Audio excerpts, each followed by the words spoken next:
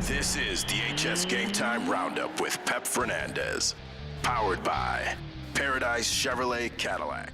Standards for excellence. It's time for the HSGT Roundup, and I'm Pep Fernandez. We start in the Southwestern League down at VISTA MURRIETA High School for the boys water polo carousel semifinals. And we start with CHAPARRAL taking on Temecula Valley. The Pumas bounce. Kenny Sawyer, the score there for CHAPARRAL. But here comes Temecula Valley. Josh Bull bullies the CHAPARRAL defense all alone, and he buries the goal.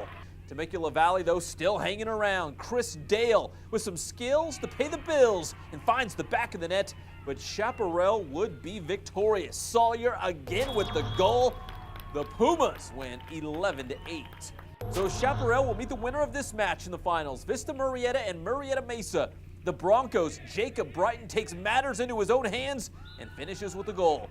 But it's better to give than receive, and Brighton enjoys sharing. He gives the ball to Dylan Duran for the goal, and 'tis the season of giving.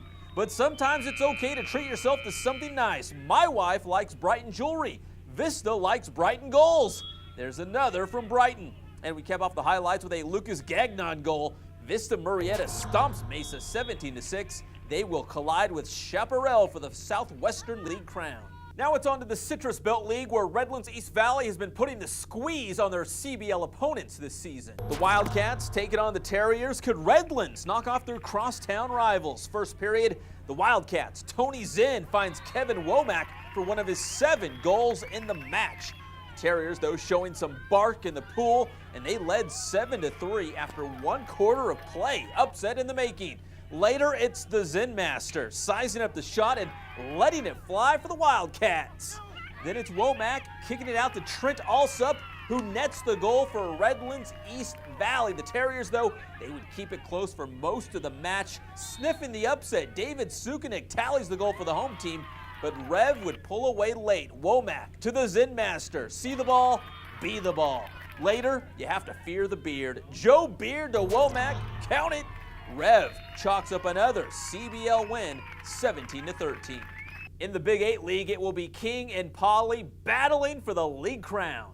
The Big VIII semifinals took place on Monday. King hosted Santiago. Second quarter, the Wolves up 2-1 when Michael Sandoval passes to Kelly Stevens for the left-handed laser, and King goes on top 3-1. Students at King High School either dressed real funky or it was Halloween on Monday, one of the two. Fast forward to the fourth quarter, the Sharks now trailing 3-2, but they tie the game up on that goal. The equalizer knots the match at 3, but just 9 seconds later, King strikes back. Tyler Gardner feeds the big man inside, Salim Omari, who buries it, and King regains the lead 4-3. Last chance for Santiago. The Sharks with the ball and just 3 seconds left. Their final effort comes up empty, and King advances to the Big VIII championship with a 4-3 win.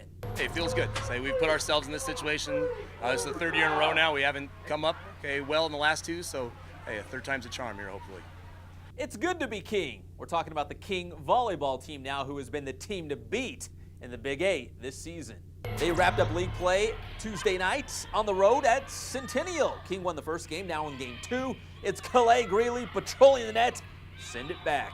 Then it's Celeste Snyder to Tiana Barnett, who sets up Rachel Smith right into your living room. King takes game 2, 25-17. To the third, more King action. Rachel Brown the bump to Barnett, who feeds Greeley for the kill.